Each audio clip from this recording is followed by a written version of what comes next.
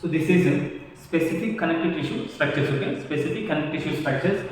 In that first we will see ligaments. In that first we will see ligaments. If you take ligament, first one definition. What is the definition of the ligament? Ligament is the connection between. Ligament is the connection between one bone to another bone. One bone to another bone. This is called ligament. What is the function of this ligament? It is going to provide stability to the two bones. It is going to provide stability to the two bones, or here if two bones are connecting here, it is joint. No, it is going to provide stability to the joint.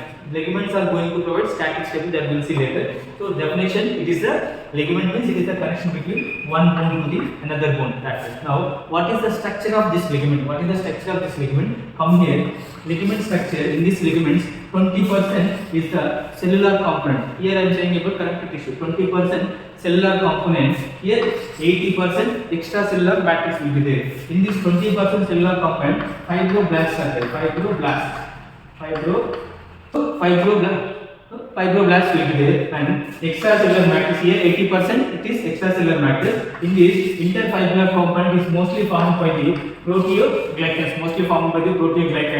and fibular component is formed by the collagen and elastin. But here collagen is more compared to elastin. So this is the structure of the ligaments. Now we know what is the definition of the ligaments, and we know structure of the ligaments. Now we will see how we give names to the ligaments. First one according to the location. You see according to the location. For example, this is our spine. This is our vertebral column here. This is anterior. This is posterior. If the ligament is present over the anterior side, that we can tell like anterior ligament. Okay. Second point shape. Here vertebrae from cervical spine to the sarcophagus. From cervical to coccyx, it's very long. Vertebral column is long. So anterior ligament, it will be from coccyx to the up to cervical. It is very long and longitudinal. So that we can tell according to shape longitudinal. That's it. So ligament name I will give. For example, if we take this ligament, the ligament name is anterior longitudinal ligament. Anterior means it is saying the anterior surface. Anterior means it is saying the anterior surface, and longitudinal means it is going to showing the length and shape. Longitudinal and ligament. It is according to the location and shape we give names to the ligaments. One type. This is one variety, and second one according to the bony prominences. According to the bony prominences, for example, if we see coracoacromial ligament. Coracoacromial ligament means it is nothing but the ligament which is present between coracoid process of the scapula and acromial process of the scapula. Coracoid process of the scapula, acromial process of the scapula. So that's why coracoacromial ligament. So this is regarding bony prominences.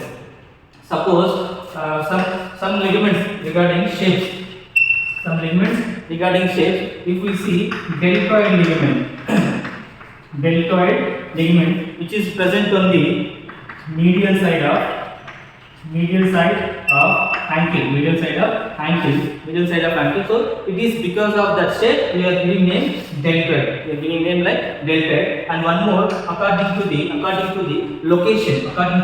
location. If we see elbow joint, here we will be having medial collateral ligament. According to the location, this is medial side, this is lateral side. So that's why medial collateral ligaments. And one more point, according to fiber pattern. So here if we have ACL and PCL, anterior cruciate ligament, posterior cruciate ligament. Suppose ACL will be like this, PCL will cross over the ACL. PCL will cross over the ACL. Because of this crossing, we will tell anterior cruciate, posterior cruciate. So these are the ligaments. So whatever we are going to mean, whatever we have to understand in specific connective tissue of ligaments, first we should know what is the ligament, then we should understand what are the structural components of the ligament, then we should see what are mean, on which basis we give names to the ligaments. Okay. Now last point we'll see function.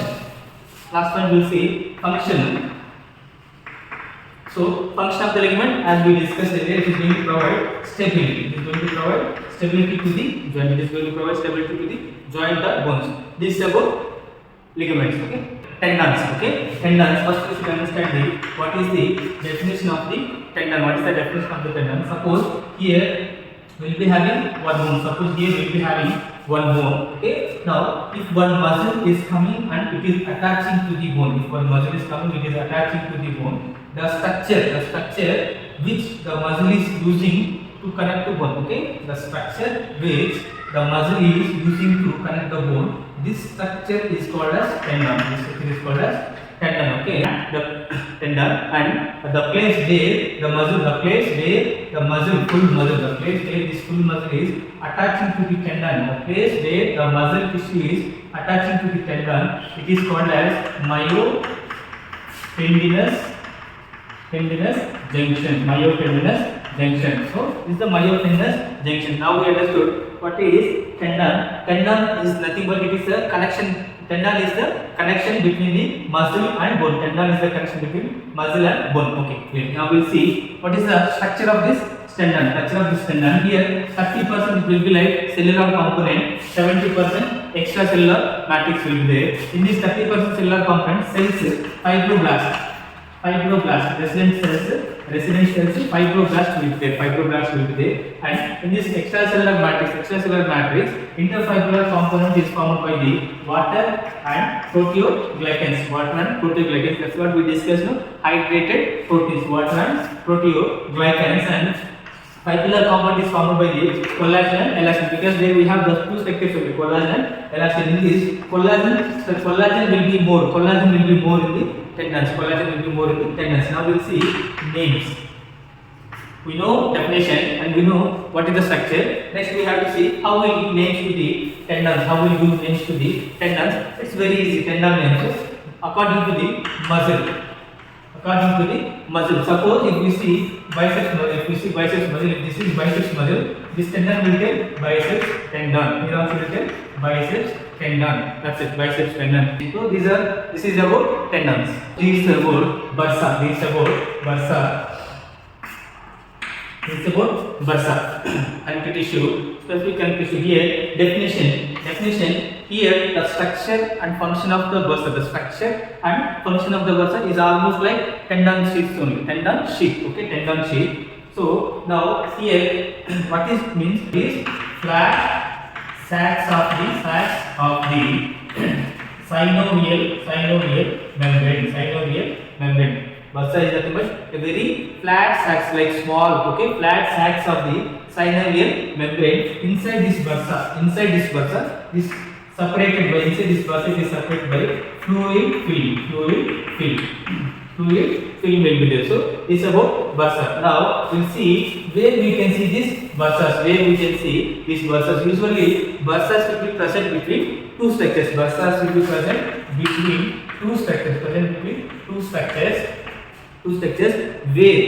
the approximation will happen.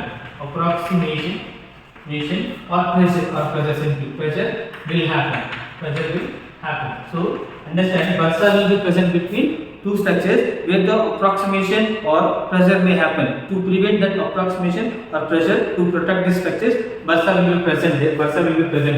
Where it will be present means it will be present between tendon and bone. It will be present between bone and skin. And it will be present between muscle and bone. Otherwise it will be present between muscle and ligament. So these are the chances where the bursa can be present. So see here, this is our knee joint we are seeing laterally. This is patella, femur, tibia. Okay, this is patella tendon, quadriceps tendon. Okay, this is our skin. So the bursa which is present here, one bursa is there. This bursa name is subcutaneous because it is just behind the skin. It is just behind the skin. Subcutaneous pre-patella. Pre means above the patella. Pre-patella bursa. So this one bursa, example, this bursa is present between skin and bone. This bursa is present between skin and bone. And one more, see here, this is our femur. This is gastrocnemius muscle. So if you see here, the bursa, it is present between muscle and bone. It is present between muscle and bone. This bursa name is nothing but gastrocnemius bursa. So this is about bursas. Okay. Now this is cartilage. In this specific connective tissue, cartilage, we will be having three types of cartilage. First one, white fibrous cartilage. Second one, yellow elastic cartilage.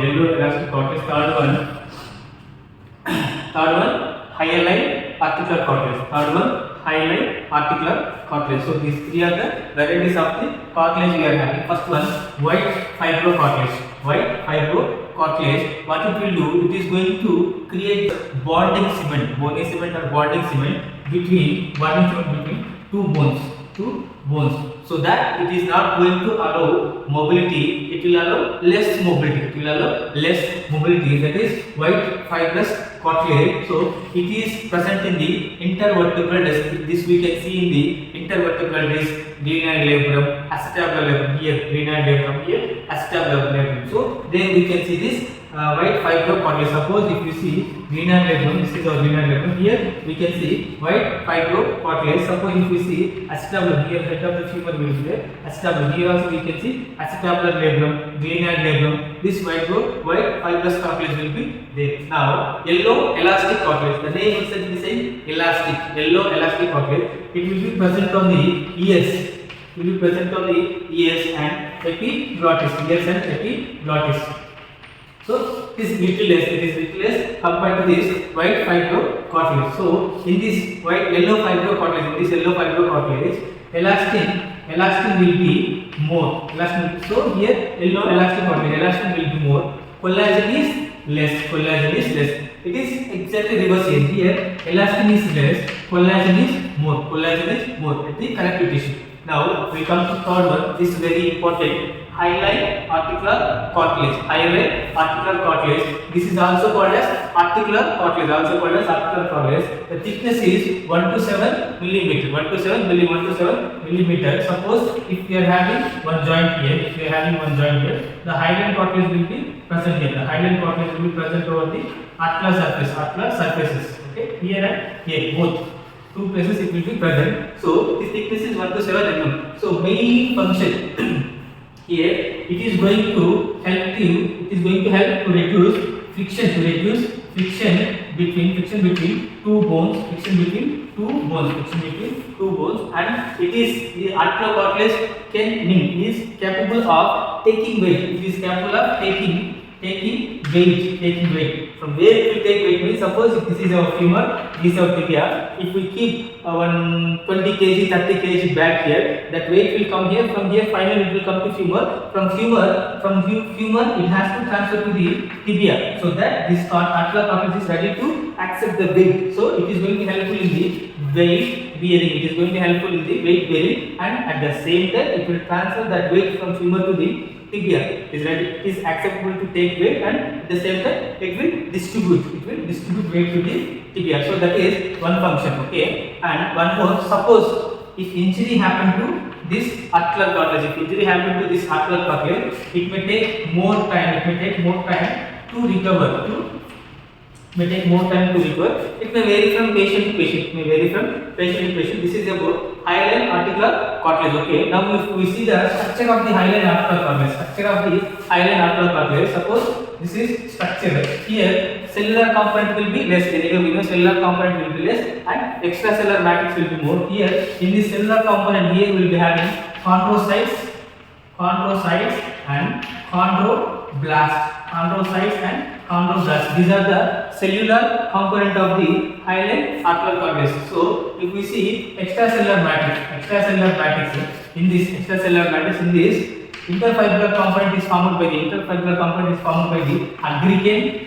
Interfibular component is formed by the aggrecan and link protein. linked protein, aggregate and linked protein. So these are the interfibular components. If you see fibular components of the hyaline articular cartilage, here we have whatever the structure you take, fibular component will be having collagen and elastin. Only variation is some structures they will be having more elastin, some structures they will be having more collagen. That is the only variation. This is about the hyaline articular cartilage. Now these are the zones of the hyaline articular cartilage. These are the zones of the hyaline articular cartilage. Now we will see one by one which zone will be helpful for what purpose. Okay. So now these are the zones of the hyaline articular cartilage. Zones of the hyaline articular cartilage.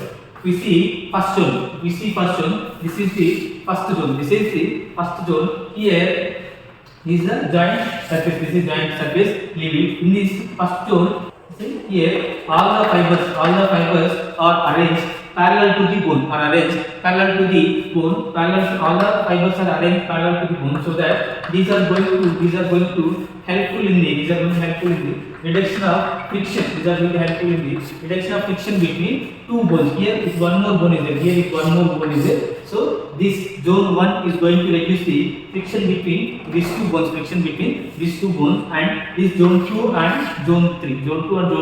Here zone 2 and zone 3. Here the fibers are arranged perpendicular.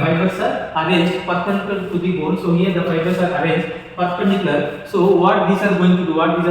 So these are going to helpful in the weight bearing. And distribution. And weight transfer. So this is the function of the zone 2 and zone 3. See here, this is zone 4. This is zone 4. This is nothing but calcified cartilage. This is the zone 4. What is the use of this zone 4? Means this zone 4 is going to keep the entire hyaline cartilage contact with the bone. This is bone. Here this is bone. On top of this bone we are having hyaline cartilage. In this hyaline cartilage we are having 1, 2, 3, 4 zones. Here first zone is going to reduce the friction between two bones. Second and third zone is going to help in the weight bearing. Here fourth zone, calcified cartilage, it is going to keep the cartilage in contact with the bone. So here if you see tide mark is nothing but it is the connection between uncalcified bone to the calcified bone. So see here is calcified cartilage. So tide mark is the connection between uncalcified cartilage to the calcified cartilage. So this is about the zones of the articular cartilage. So this is about articular cartilage. So here zone 2 will tell this zone 2 name. See the zone 2 name is transitional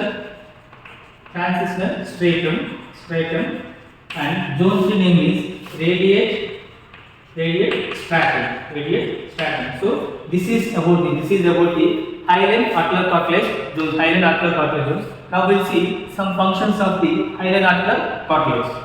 So now we'll see some two important points about cartilage.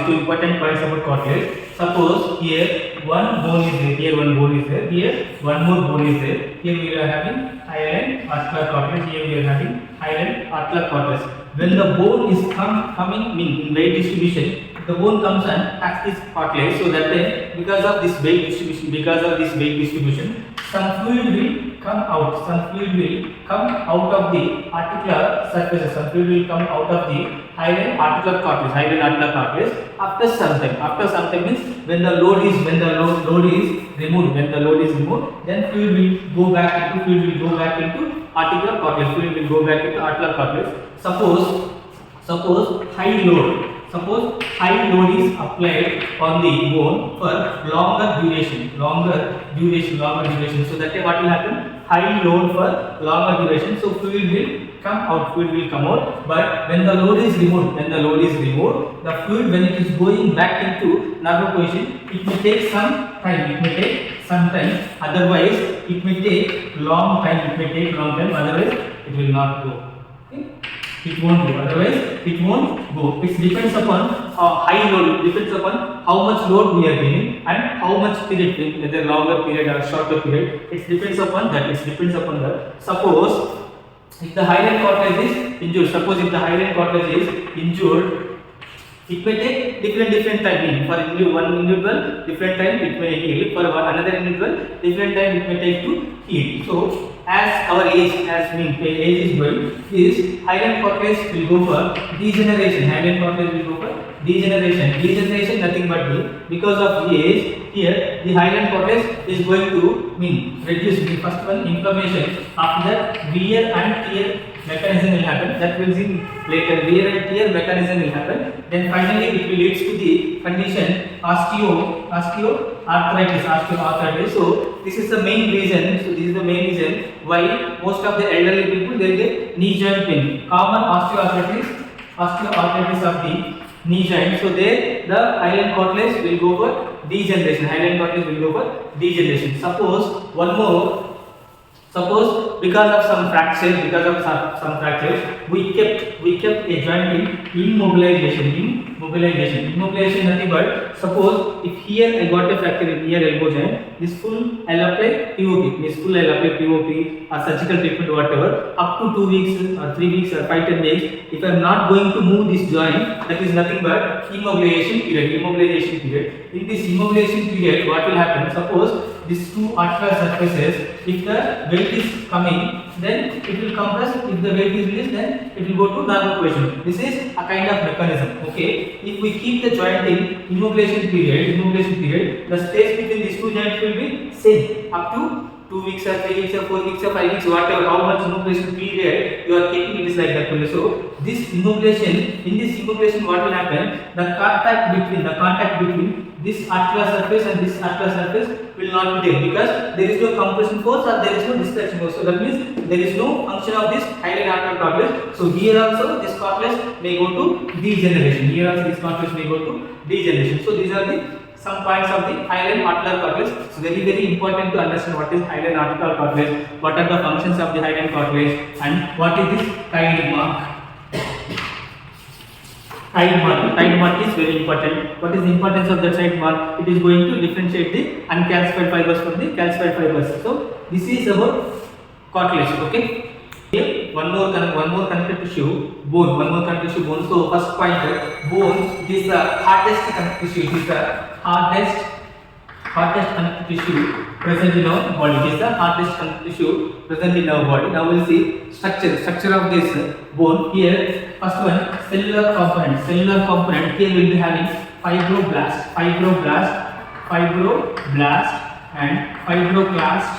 fibroclast, and then osteoclast.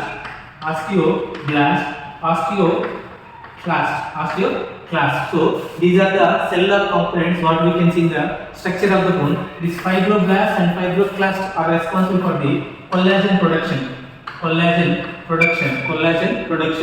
Osteoblast, what is this osteoblast means? This is the primary bone forming cells.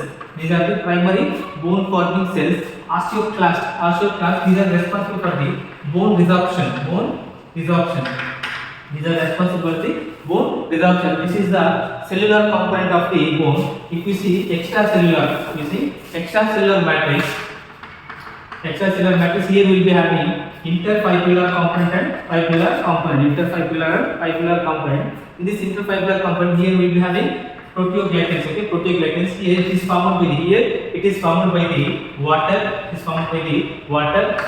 And then water and proteoglycans and mineral content. Here most common the mineral content will be calcium and phosphate.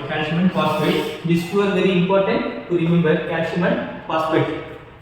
Extracellular matrix, here interfibular component is formed by the water, proteoglycans, and here mineral content is calcium and phosphate. And fibular component, here we will be having collagen and elastin. Collagen will be more.